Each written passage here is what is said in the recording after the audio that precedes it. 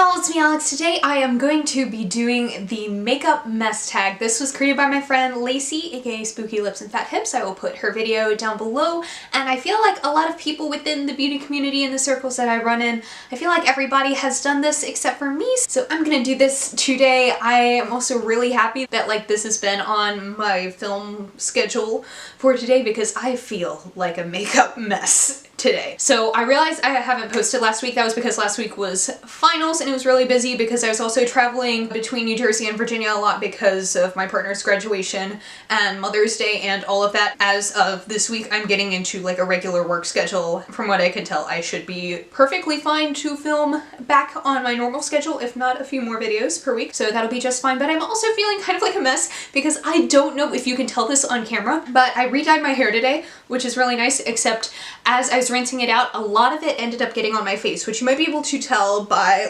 how my roots are looking, but even more so, it ended up all around here. And I don't think you can tell because I have 3 layers of concealer on, but yeah, there's that. And also my hands have been really shaky, so if any of my makeup application is looking rough, it's because just this last week has been so stressful, and that adds to my hand shakiness. Plus I haven't been eating. Well, I've been eating, just not on my normal schedule, and my body doesn't like that. I've been getting in 3 meals a day, but not at normal hours, so my hands are shaky and weird. So yeah, I am a makeup mess today. I have the questions on my computer. I'm just gonna get started. How often do you wash your makeup brushes and sponges? I don't really use sponges anymore because I don't do foundation, just BB cream and concealer anymore, but on the rare times that I do use them for foundation or concealer, I try and wash those every single time that I use it. My makeup brushes, I have been really trying to make sure I do them once a week. That doesn't always happen. Sometimes I go a little bit longer than a week, but I try and make sure I don't go more than a week without washing my brushes. And I do have a couple of eye brushes that I don't have multiples of. I have one little brush that's a Sonia Kashuk blending brush that I really like, that came from a set from when I was a freshman in high school, so you can't get it anymore. And that is my favorite blending brush of all time, so I will wash that a little bit more often simply so that I can use it more. Also, today is my brush washing day, so that is a good question to remind me. How do you organize your makeup collection? I have a couple things. I got a letter holder from the Dollar Spot in Target. I also got one of those clear shoe drawers from the Container Store. I also got a little palette organizer from the Container Store. I would like to get one more of each simply because I thought those would be a good size for my collection, but I think I would probably need about one more of each as my collection expands, just to kind of hold everything. I also have a little box that I keep my single eyeshadows. I'm pretty certain it's just single eyeshadows in there, and my little loose pigments. So that is kind of how I keep everything organized. It doesn't always work, but that is what I have. Do you put your makeup products away after you are done using them, or leave them out for tomorrow? I don't know. I like to think that I keep my makeup more organized and all of that than I do, but I really don't. There's a reason I don't film in front of where I keep all of my makeup anymore, because I know that the only reason I ever cleaned that area in my life was because I would film there. So right now it's looking a hot mess. I do try and put things back into places after I've been done using it, because a lot of times I'll use the same palette for a week and exchange it for something new. And also a lot of times I will leave makeup scattered all over my bed in the morning before I go to work, just because it's very much a run out the door type of situation for me. But I never leave anything open. I always make sure to put the lids on everything, close the palettes and all of that. So it's not that I'm being unsanitary, I'm just usually in a little bit of a rush in the morning after I get my makeup done. Loose or pressed powders? Setting powders, I prefer loose powders. Usually if I am actually traveling with a loose powder, I will put a little bit of tape on it just to make sure that it doesn't come open or anything.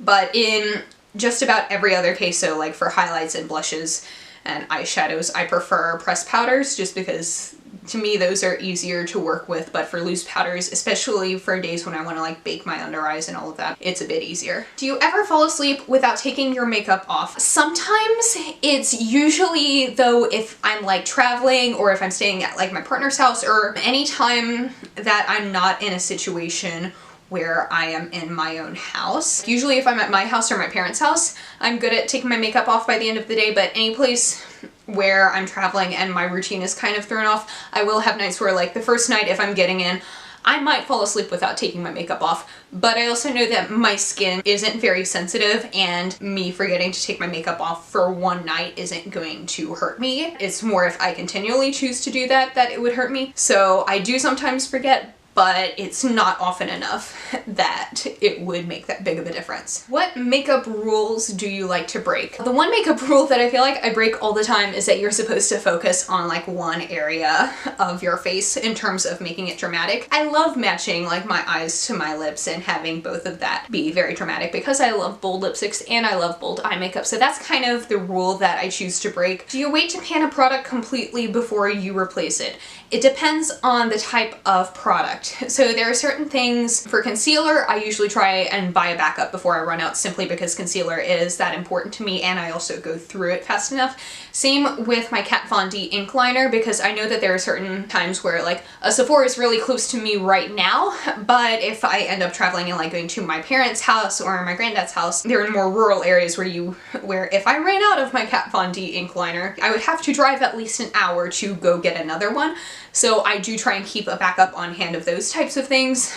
And also I will buy certain things if I see it like in a set or on sale, like in those times when Urban Decay does those little sets of like their eyeshadow primer potion and a mini perversion mascara. I like to buy those when I see them because those are also two staples, even though I don't run out of them as quickly as I do concealer, and sort of things like that that I will take advantage of if I see it. But for things that aren't such, you know, staples in my makeup wardrobe, I really don't buy backups of anything. Well, there is my Urban Decay Electric palette. That's my one mildly frivolous backup that I have, but I think I deserve that one. Will you use a product even if it is cracked or broken? It depends on like how broken it is. I used my Makeup Revolution baked highlighter even though it was broken, like the lid was broken, and now that has come back to bite me because it fell face down onto my desk chair. Like I've cleaned it up and there's still glitter everywhere, so I try not to do that as much.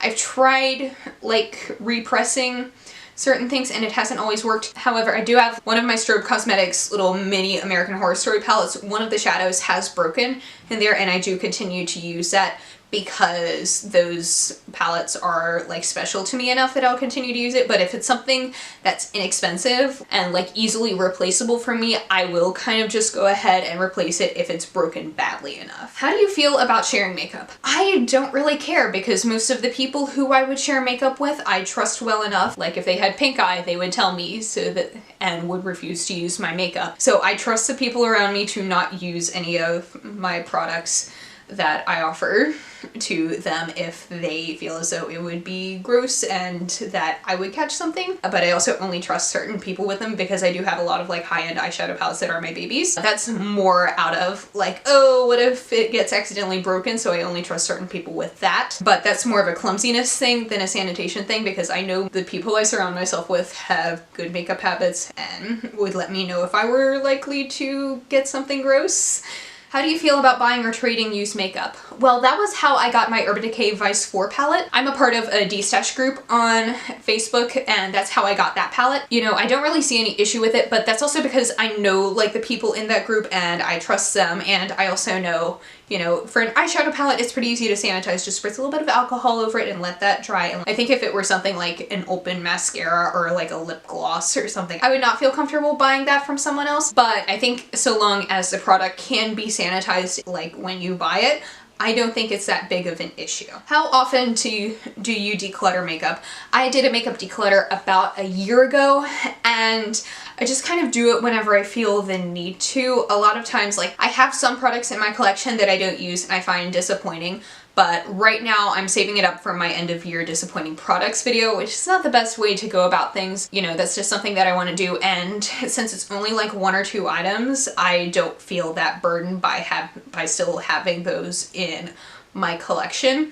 So for me, I don't necessarily go through and do a big declutter, but I just kind of like So like, oh yeah, I haven't been using that one a lot, or oh, I actually really hate that formula, so after I say that it was disappointing AF, I'm going to give that to someone else, that kind of a thing. Do you use your fingers to apply makeup?